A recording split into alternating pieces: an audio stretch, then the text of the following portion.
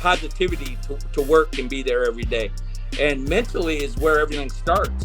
Everything starts and ends every day with your mentality. Hello and welcome. Another Thursday evening, Coach's Corner. My name is Walter Beede, aka Baseball Lifer, joined by my co-host, official co-host, Dave Serrano, former head coach at Cal State Fullerton, University of Tennessee. I want to let everybody know we have some new viewers tonight via our Facebook pages, and I want to let everybody know every Thursday evening, this is your spot for Coach Serrano and I to kind of share our thoughts on the game, as well as hear from college coaches, former players, both professionally and collegiately, and kind of gain some insight and education to help families and student athletes that may feel somewhat overwhelmed. So every Thursday evening here at 9 o'clock Eastern, Dave and I will be talking with a college coach here on our Coach's Corner segment. We're also going to begin to do something starting in a week or two, where we're going to kind of do a podcast that's going to do a reflection on the weekend of college baseball, kind of discuss some of the trends, some of the changes that may be occurring within the landscape of college baseball with regard to coaching, as well as rule changes. Our guest this evening is no stranger to national championships. When you think college baseball, when you think JUCO baseball, community college, I guarantee you don't think Weston, Iowa or Weston. And in 20 years, this coach, Marc Rardin, won 3 national titles, was in the World Series 12 times, and this is what has earned him the opportunity to become the head coach of the Hilltoppers of Western Kentucky. Marc, thank you for joining us tonight. Thanks, Walter. I appreciate you and Dave having me on. It's exciting. Well, we're excited, I can tell you that.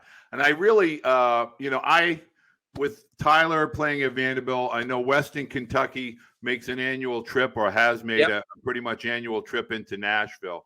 Yep. What has the transition been like for you, going from community college at the Division I, JUCO Division I, into NCAA Division I? Right.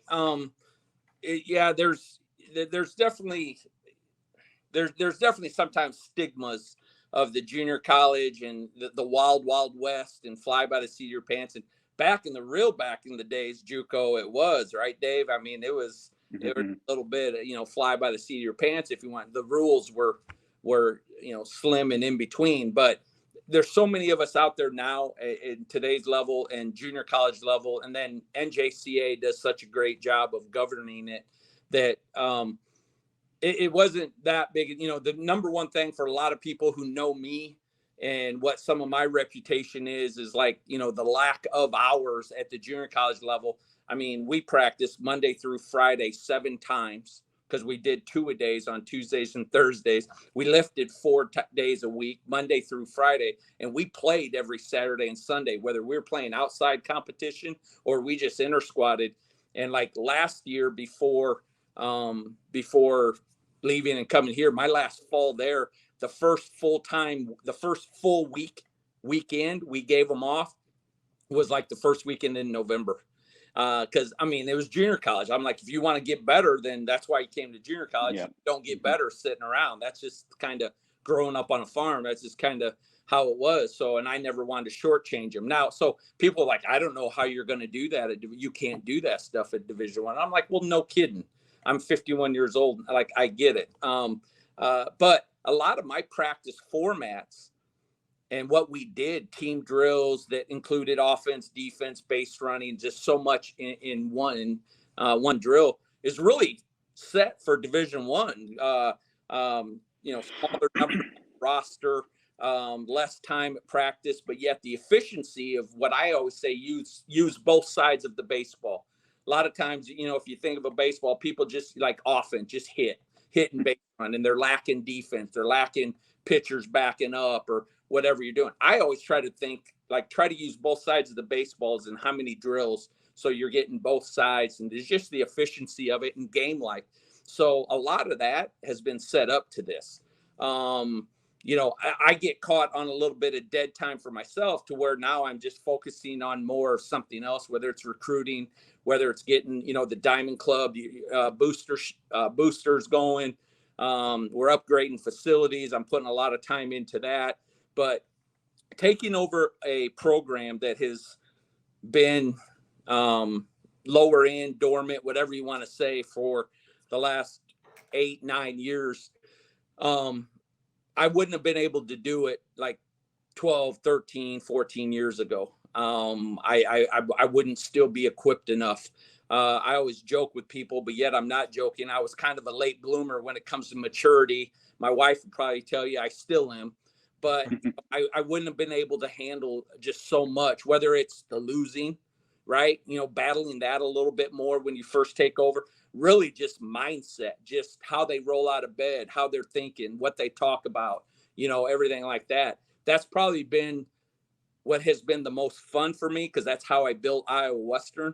But it's also the most tiring. It's fun, but tiring. Is I'm starting over with what we call a living, breathing culture, not just how we play the game, run out balls, get your bunts down, whatever. We're talking about how you roll out of bed and how you do everything. Dave would say it, and every other man, that it matters. And when people don't think it matters, that's not a winning team. That's not a winning program. So that stuff matters. So that's where I'm at right now, Walter, with this program. And I wouldn't have been able to do it years ago. And I've been fortunate. I don't know how many junior college guys, especially nowadays, has had this opportunity, but I've already been offered 2 other Division I jobs in like the last 8 years. And that's just unheard of. I was so fortunate even to have that chance. And for different reasons, I turned them down. And, I really just figured that window was closed. Like, I had my opportunities, but it just wasn't the fit, just to say I'm the JUCO guy that went Division I, and then you put yourself in a bad situation. So I just didn't do it. And then this came up, and I knew about this place, and I've had 7 or 8 kids come to this program from my junior college, and they all enjoyed their time here in the school and community. So that helped as well. So, long answer. It's a change, but at 51 and 27 years of coaching, it's not like just totally anything caught me off guard. Before I ask you my question, Mark, first of all, I'm very honored to be on here with you. I'm going to answer your question of how many guys. I'm going to give you 2 names. I'm going to put a little pressure on you. Wayne Graham went from junior college at San Jacinto to Rice. Oh, yeah. He was pretty successful. George Horton, my mentor, went from Cerritos College to Cal State Fullerton. So I'm going to give you those 2 guys to follow in their tracks, because those are 2 successful guys. But first of all, congratulations on your start of your season. I noticed, like you said, the program's been a little dormant, and you guys have already won 7 games, and they won 18 total last year. You had a glorious winning percentage at Iowa Western of 868, and Walter already talked about all your championships and appearances in the College World Series, or in the Junior College World Series. My question is, I saw you got the job on June 15th, and I think it's important for the listeners to hear, as a coach taking over a program, especially a program that hasn't been winning, when you got there, okay, I'm sure you already had guys in the transfer portal that were currently supposed to be on your team. Yep. So you have to save them.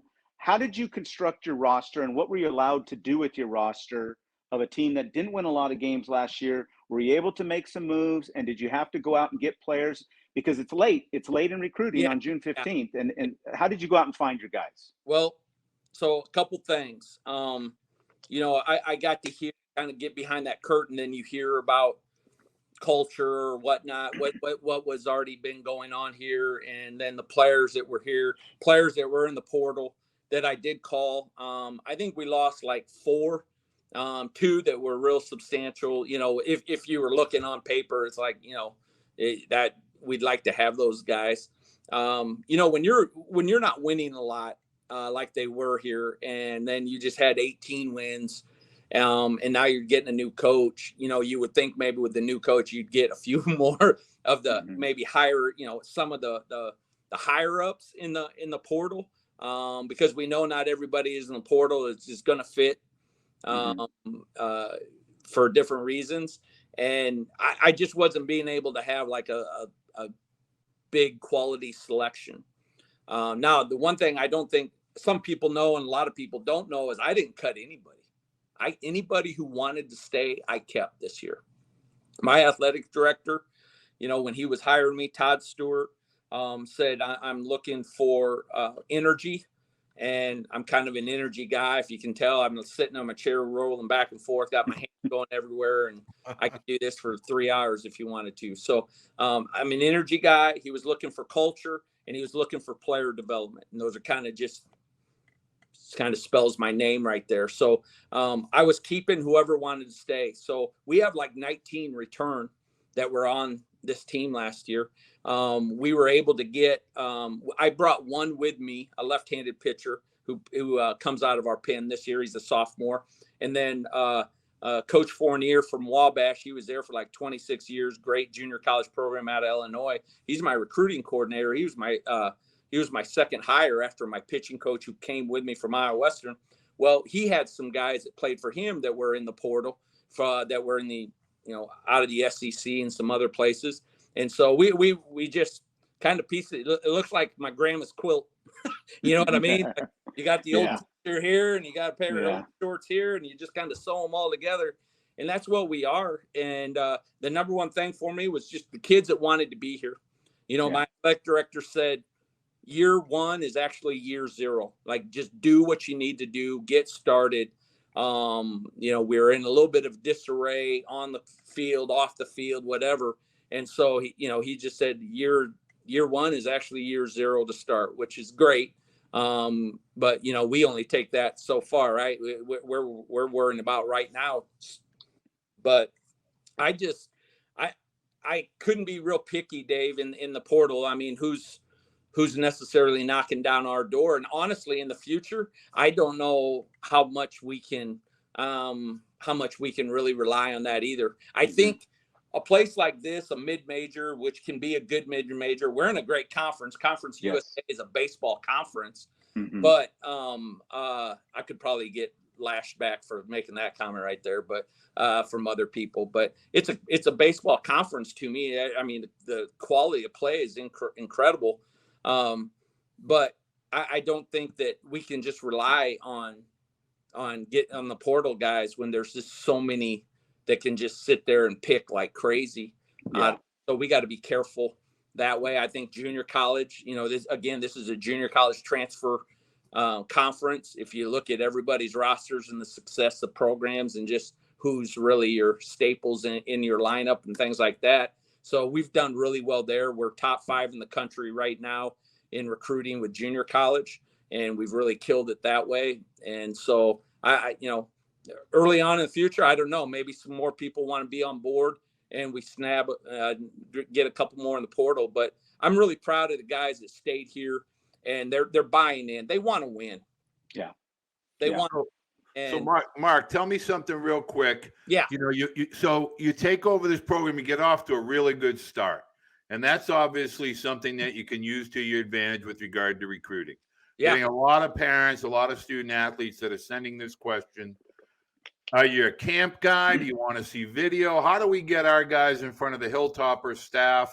We know they're in Kentucky, but maybe share a little what makes Western Kentucky unique, what makes it different, and what makes it stand out as a potential landing place for student athletes.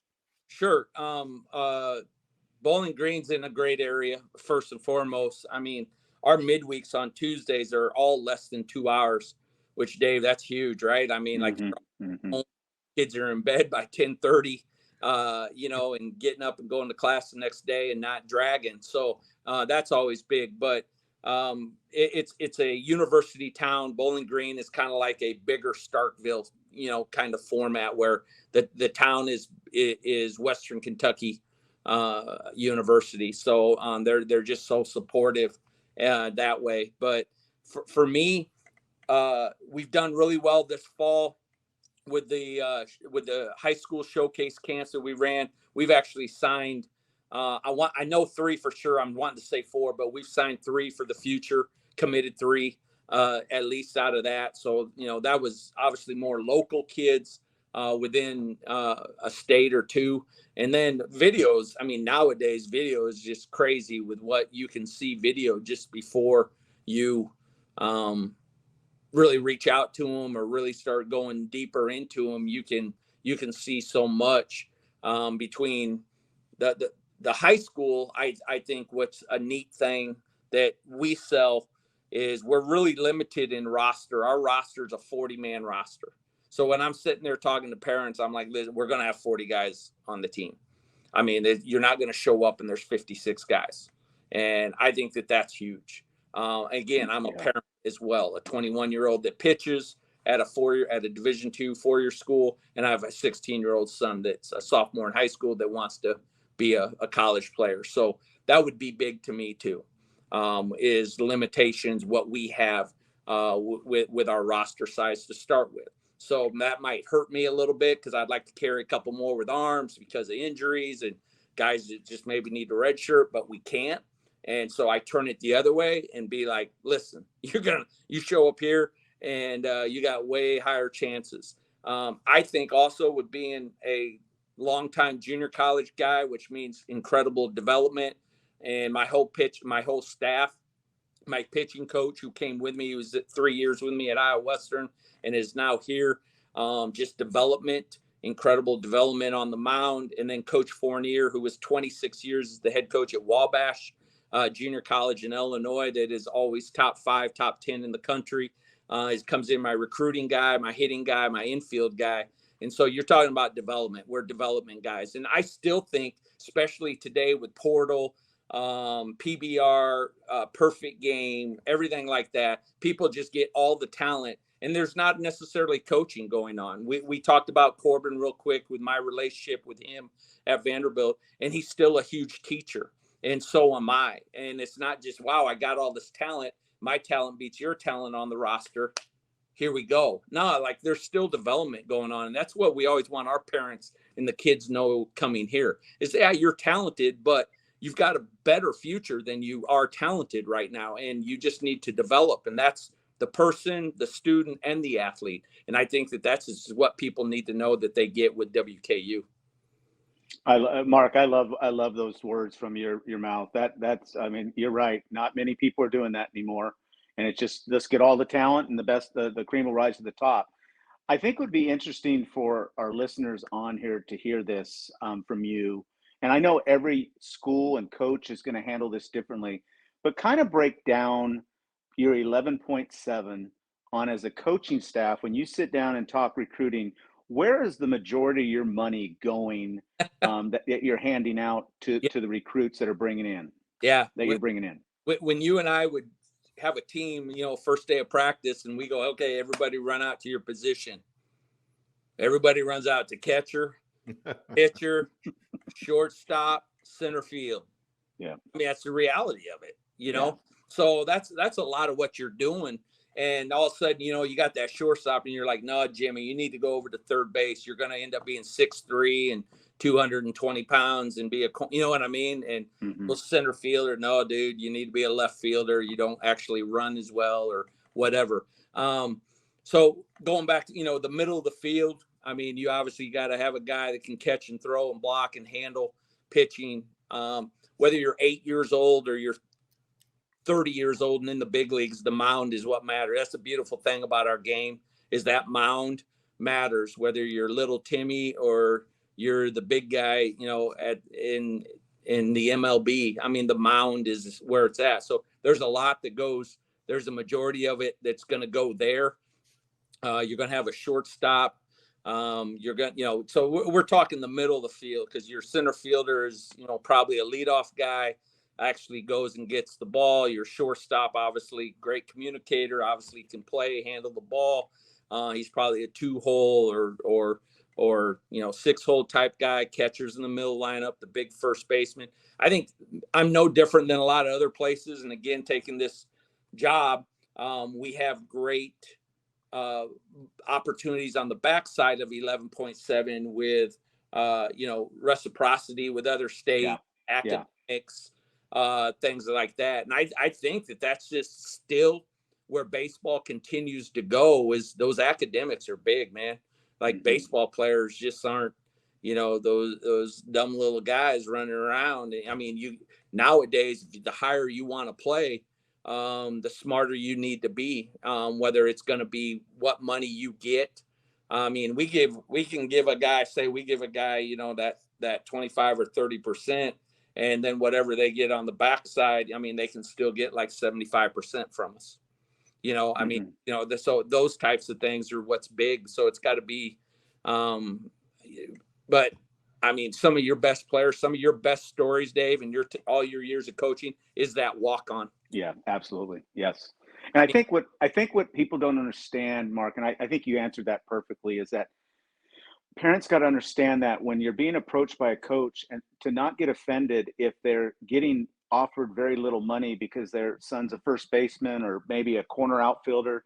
It's what we have in the bank. And I think it's safe to say that what you just explained is probably 7.5 to about 9% or up to 9 scholarships is going to the positions you talked about: catching, shortstop, pitching, and center field. And there's not much left. So it's smaller portions, but I think they got to understand that as an organization, you're trying to be strong up the middle. I know. And like sometimes, you're like, I'm sorry you're disappointed in me, but you got to be more disappointed in the NCAA. I mean, I'm like, sorry. I mean, it's just what we have right now. And people can call, what we have or what other people have, and you got like the funny money or whatever. I just call it the back end money, right? And we're fortunate to have some. So we do get really good kids. We do get really smart kids because they like what they're getting here. So, that's part of our recruiting a lot of times is, hey, this kid's good. You see him on video, like you guys said, that gets sent to us. They're at our camp, whatever, and you see him. Okay, obviously he catches your eye, the ability, and then you look at grades, and then you look at what mom and dad do. And I mean, let's be honest, right? And then you try to it's pencil to paper with what money you have for the position, what academic money he gets with that. And now how can we come in the back end scholarship wise and make this work for us and them, right? Yeah. Talking about the back end money academically or state reciprocities and stuff like that. But let's be honest, we back end on the scholarship to make this work. If they're already getting, 48% on academics and whatever, then what do we need to make this work for us? Pencil to paper, because we still got 3 other guys to recruit. And how can we make this work for this kid and the family? Yeah. Perfect. So Mark, it's not perfect, is it? Right. It doesn't always work. No. Right. No. It doesn't always work the way families want it to work, but sometimes they just don't have a good understanding as to the realities and the finite number of scholarships that have to be broken up currently amongst the 27, student athletes. So I have to ask, where do you fall? A lot of kind of whispering going on that April, when the committee gets together, Division I committee, with regard to when they can begin contact with the student athlete and when a student athlete can be extended a scholarship offer. There's a whisper going on that may be kind of towing the line with softball and lacrosse. Are you in favor of that, or would you rather just keep it status quo? Well, let me give you this situation as well, because again, I'm a parent with a sophomore in high school. It's a talented little guy, but I was a junior college guy. Why were all these? And we were averaging nearly 20 guys a year going Division I. Okay, so how are all these guys going Division I when all these schools are committing all these guys as freshmen, sophomores, right? But then all of a sudden, I got guys that are available to go to those places. Something's getting siphoned out somewhere, right? Something's losing out. So I'm not the biggest on the freshman or sophomore thing. I get it. Hey, listen, we have a freshman in high school committed to us that was kind of a worked in so many other avenues to make it work. Why he wanted to be here in the future, but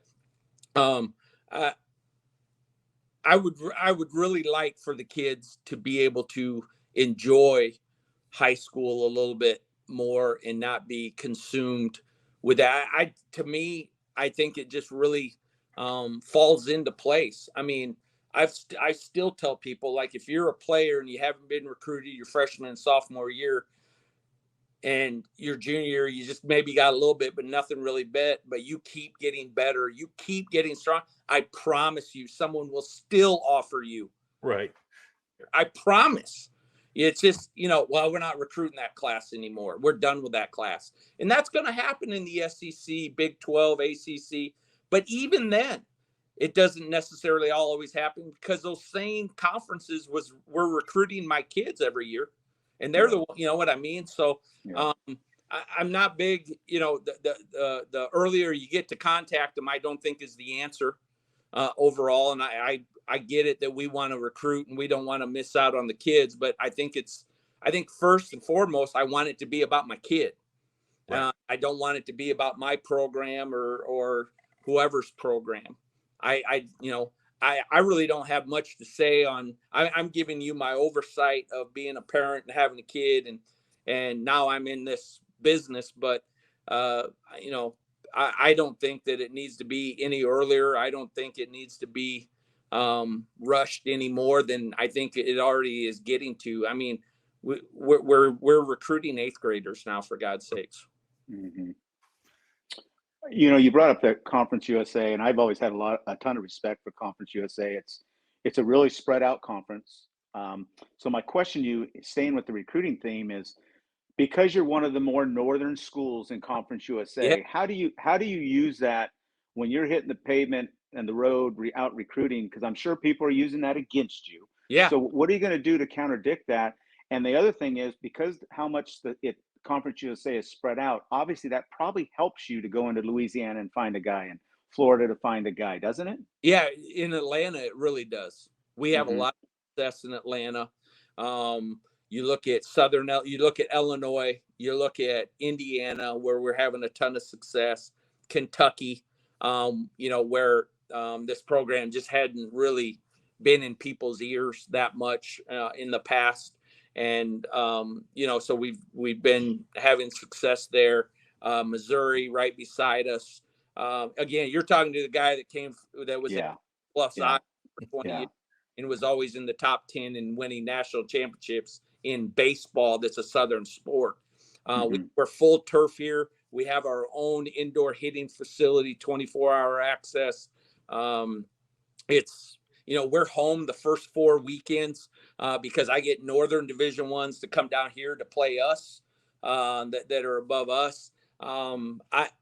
It's too early on right now for me, Dave, to say that we're getting beat recruiting wise. That has not come up one time with other programs in our conference. That hasn't come up yet in any of my staff meetings we've got that feeling or heard that, but I'm sure it will. I mean, it did for me at Iowa Western. Why would you want to go play up there, and things like that? So I'm sure it could. So, but I'm not worried about it right now, because I think with our location, we can still get kids. And like I said, we're getting kids from Atlanta. We got commits from Atlanta, Nashville area, stuff like that. I tell you what, when you are, and especially the reputation of Cal State Fullerton in your town, just ball players, man. Just ball players, guys that don't care. Dave is famous for saying, how you do anything is how you do everything. Did I lose you guys? Yep, there you go. You're back. You got me now. But I'm just going to ask it real quick. You talk on this topic as far as culture, and I have a parent that asked a question.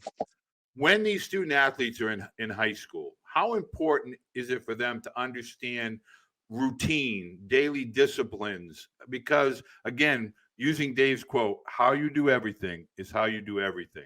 And so high school students think there's a switch you can just flip when you get to college and you just become this mature student. But in reality, it begins in that junior and senior year of high school, and it carries over into college. Would you agree? I think parents need to know that they need to start working with their kids when they're freshmen and sophomores. BBL, right? Bad body language.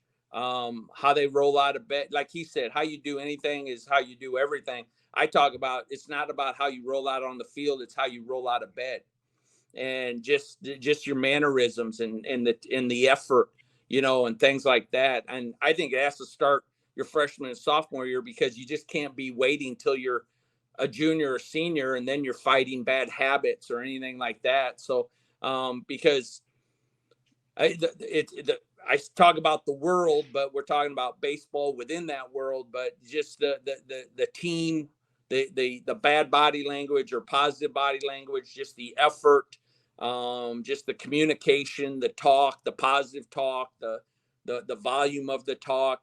I'm all that matters. All that matters. I know it mattered to Dave. I know it matters to Tim Corbin. I know it matters to Schlossnagel at A&M, and Dan McDonald at Louisville. Those guys, like, I know it matters, and any of the people that are out there listening would love to go to those places way more than Western Kentucky, and Western Kentucky does the same thing as well. My wife and I do the same thing, same talk. My living room is basically like the same talk as my locker room, and my locker room here is like the same talk my wife and I have had raising 2 sons. And so I tell parents that you can't start early enough about just positive energy, body language, how your kids act, things like that. I mean, again, let's go back to my junior college days. I could pick a way more, right? I wasn't just kind of taking a really good ball player. I call them hooks. People just take a really good ball player, but then the other 95%, they're going to kill you, right? They help you 3 hours on the field, but 21 other hours, they're killing you. Well, I don't do it, and I won't do it here. I mean, we recruit. I always say we recruit certain kids from certain families. And what do I mean when I say that? My wife hates it when I say that. She goes, I don't think that's politically correct. But what I mean by that when I say it is when a kid knows, when his mom and dad say, hey, man, you're home at midnight, or you need to call us before that. I mean, those things are going to happen.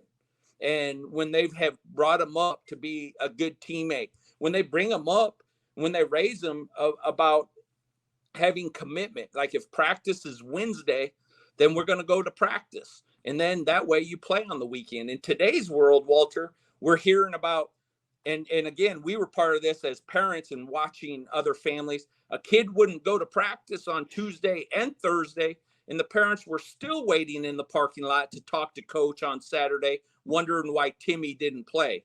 Are you kidding me? Like, that's the world we live in. And so if it's already going by the time they're 7th and 8th graders, it's going to be hard when they're sophomores and juniors to be recruited positively by so many people, which is what they want. They want a lot of opportunities. That's the same thing I want with my own 2 sons. I want them to have opportunities, good grades, good person, good energy. Now you're going to have more opportunities. And people don't think of it that way. They just look for a opportunity when they actually have the world in their hands, where they could create a lot of opportunities for themselves in a lot of different ways. Dave, can you hear us now, Captain? No, you can't. Maybe Dave still can't hear us. Can't hear us. Oh, that's a bummer. Okay. Well, so now, Mark, I'm going to take a couple more questions if I can from parents, because you got people on a roll here. Oh, do I? Oh, yeah. I mean, here's a question from a mom. Okay. So somebody's from out of the Western Kentucky area. They come to your camp. So they're not from the states that you just mentioned, and they might be from someplace geographically that's not in close proximity. Okay. And they're turning their child over to you. How do you get to know that student athlete? How do you develop rapport? Is it via email introduction? Is it a video correspondence? How do these student athletes or these families capture your attention to get on Western Kentucky's radar? Sure. I mean, we're either seeing them. We're either seeing them in a tournament somewhere. We're either seeing them at our showcase. We're either seeing them on video from a coach sending it to us, or the kids sending it. All the video that gets sent to us does get looked at. And does it mean that necessarily all of it gets replied to? No, absolutely not. But if we see something that works and we're intrigued, without a doubt, and then pretty much after that, it's calls and texts. It's calls and texts. I'm not an email guy, really. I am a call guy. And then I even like to FaceTime them. And because Nothing irritates me more. I try to call a kid and he doesn't answer. Then I text him and he texts me right back. And I'm just like, are you kidding me? You know what I mean? Like, cause they don't like to talk. They just want to text. And again, that's going to turn him off. And or turn people off. And it doesn't necessarily mean it right away, but I'm just saying that's a start to it. So they got to be able to talk. And that's big for us. That's big for us. And again, I think the game is evolving to where the person matters. The player gets our attention, but the person matters. So being able to talk, being able to answer questions with more than 3 words, and being able to carry on conversation, those types of things. That's big for us, but that I believe that's big for a lot of the programs nowadays. And that is such perfect timing.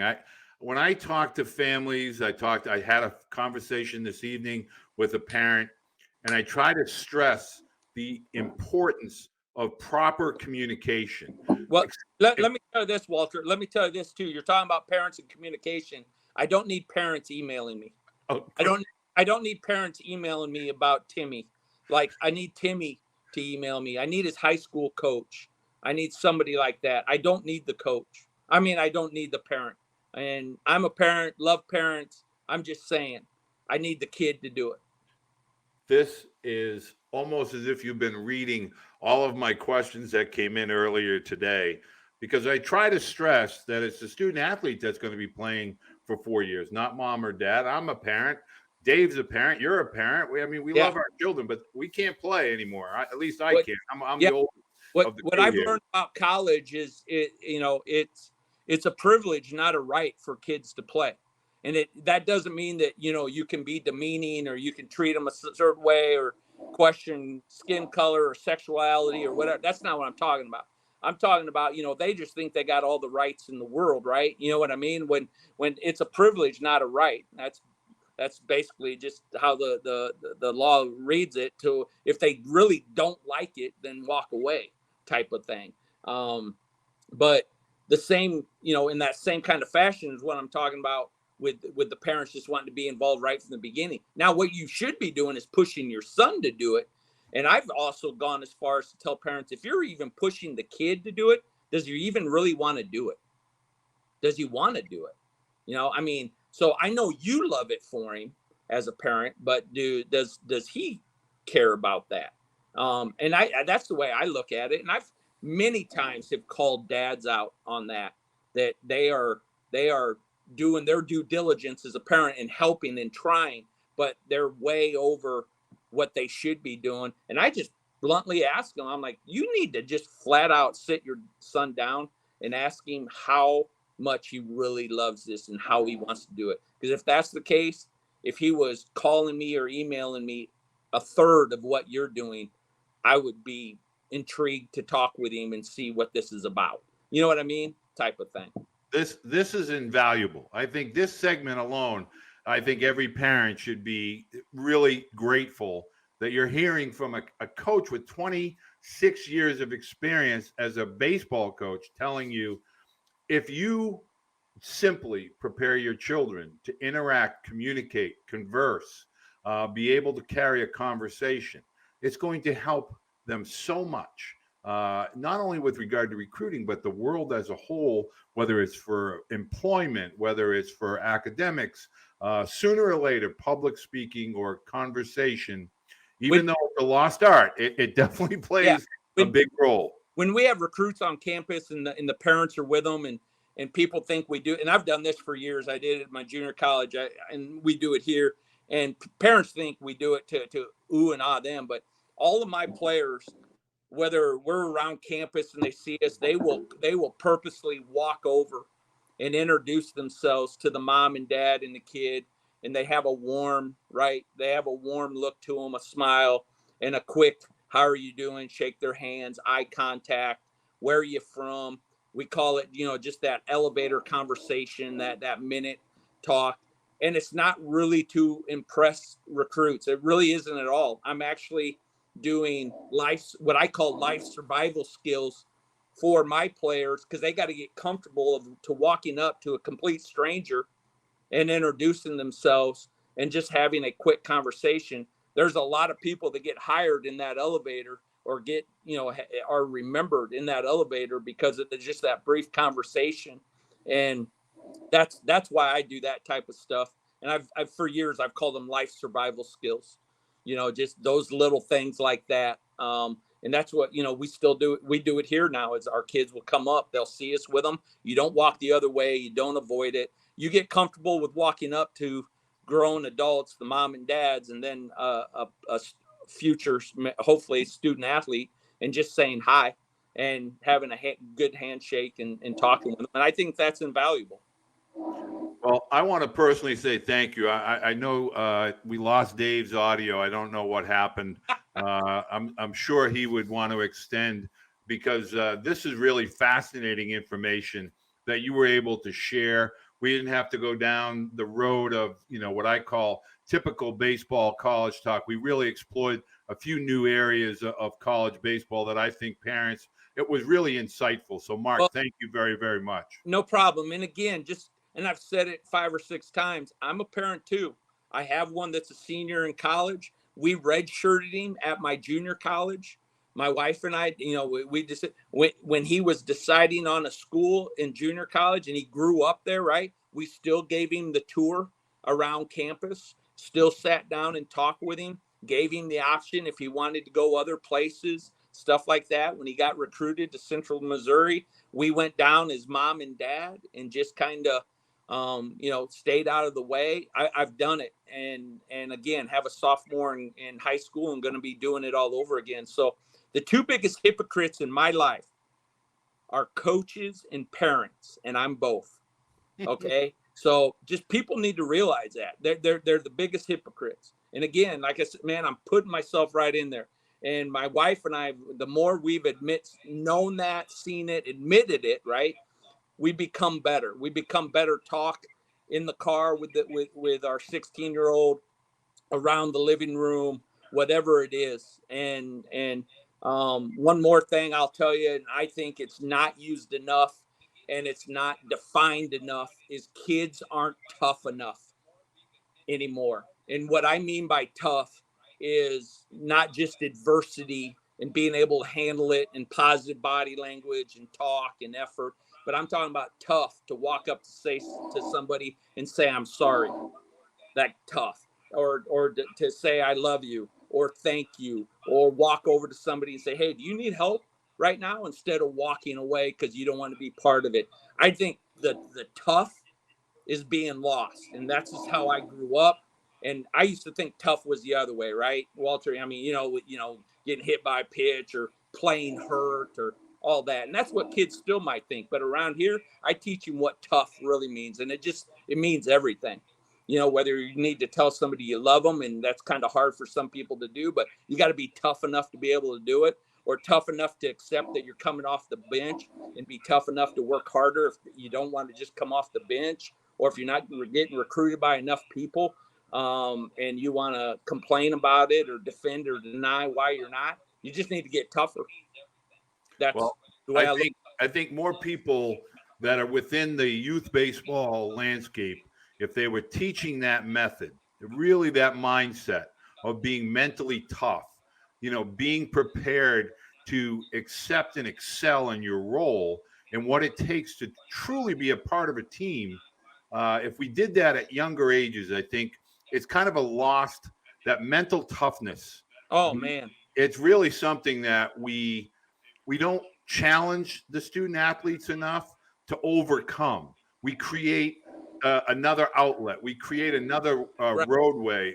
And rather than saying, okay, you have to go through it, over it, under it, I don't care, but you have to deal with this obstacle. We just kind of in turn say, let's create another road. Let's create another path. Let's create another team. And that's really how baseball is kind of fast becoming this unorganized, organized youth sport, if that makes any sense. Well, we talk about positivity and, hey, it'll be okay, which I get it. But I've always said my positivity is that you get to roll out of bed the next day and do something about it. You can just keep saying it's going to be all right, and you're going to have to keep wearing it, right? Because, I mean, you're not really doing much other than, hey, it's going to be all right. No, the positivity is that you get to show up and do something about it the next day. You know, the practice, a game, whatever, especially in baseball, right? You get to play it every day. So it isn't just the positivity of, well, it wasn't our day today.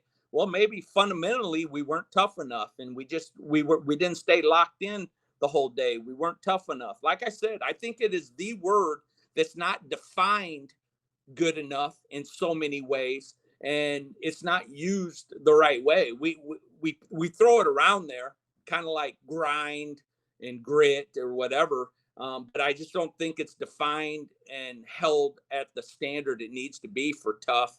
And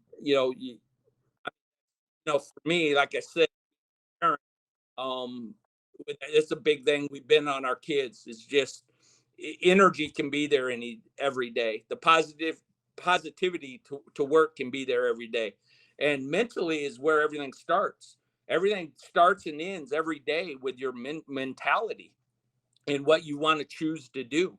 And again, that circles back around to toughness. To me, how tough do you want to be that day? How tough do I want to be now after being somewhere for 20 years and raising a family and winning more than anybody, like in the last 11 years at any college level? Now all of a sudden I pick up my whole family and move somewhere where I don't know how to drive around. I don't know where to go to get a stapler from my office on campus. I don't know anything, and I got to get comfortable with uncomfortable. And that's what we had to do as a family as well. And so we talked about all that, and there's toughness that has to be involved with that. And there's so many of my little Rardinisms, as we call them, that are just that they are life survival skills. We all have to have an ego to drop our ego. Dave and I, we've gotten older, have definitely been able to have an ego to drop our ego more. When we were younger and coaching and thought we had the world figured out, we were still getting humbled. And you either go through life, humble or being humbled. And I've been humbled enough to now be very humble about it all. I know that Dave, we heard your microphone. Can you still hear us? Not hear us, Dave? Nope, you still can't hear us. No. Well, I will tell you this. I want to first of all thank you very, very much for your time. I have about 30 people that have all said the most energetic, the most authentic. This is the most we've learned in all of the weeks you've been doing this. So you got no idea about energy. I'm trying to stay calm. So this is just kind of how this is the only thing I know in life. I just, God had a plan for me, and I didn't know it at the time, fell into it. And I've gotten really good at, having an ego to drop my ego and teach young men. And not, we talked about some stuff with parents, man. And I know I was getting real with parents, and I just want you guys all know out there, this is opinions from a guy who's one of those one of two hypocrites, right? Parents and coaches. And so it really comes from experience for me. It's just not an opinion because I'm a coach. And I'm not the easiest guy to play for. I'm going to tell you that. And a lot of people in baseball world know that with me. My energy and my positivity and stuff, it comes in a different direction.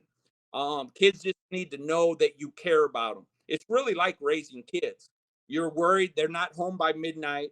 They haven't called you yet. Thank God they walked through the door. Why didn't you call me? Now I'm going to kill you, right? I'm glad you're home. I love you to death, but I'm going to kill you. That's coaching. I'm a stepdad, but I'm not their dad. Try to help them out, and that's what we try to do, and that's what I'm trying to do tonight, without hopefully not making anybody mad, Walter. No, I don't think so. I think at the end of the day, every parent has really gotten a lot out of this discussion this evening, and it's a shame that we lost Dave, because I know he had some great questions for you. A lot of synergy there as a JUCO coach to a head coach. Yeah. I want to say thank you to you, Mark. Best of luck to the Hilltoppers, except when they roll into Nashville in April. I understand. And I want to let parents know, a couple parents have asked, this is a baseball blue book BP jersey. Going to get Coach Serrano one of these bad boys. We do this on behalf of the baseball blue book. That is an app. That's a free app that you are able to download. It's a directory. It's more than a directory. The app is exactly all baseball all the time. So if you're looking for a social media interaction between coaches, athletes, instructors, equipment companies, it's the Blue Book. You can go to any Google Play Store, Apple iTunes, all those, wherever you download your apps, you can get the Blue Book. Dave and I are going to begin our additional college weekly breakdown, probably when conference play starts. Once coach gets his microphone and proper equipment, we'll be able to do that on our podcast. Next week on Thursday, 9 p.m., Dave and I will be speaking with Tom Walter of Wake Forest, the head coach at Wake Forest. The following week, which is the 16th of March, we'll be talking to Bill Decker of Harvard University. So we're trying to bring you coaches from all across the country. I know Dave is working on some coaches from the West Coast. This is the place where the coaches hang out. We encourage you to join us every single Thursday evening. I'm going to say goodbye for Coach Serrano, who is not able to speak on the microphone. Mark, thank you. Have a great rest of your week. I know this weekend you are at home. Yep. We have Northern Illinois here for 4. Great series. If you're in Bowling Green, if you're in the Western Kentucky area, go ahead, take in a ball game. Mark, thank you very much. Coach, I'll give you a shout in a second. Thank you. Have a good night. Thank you, guys.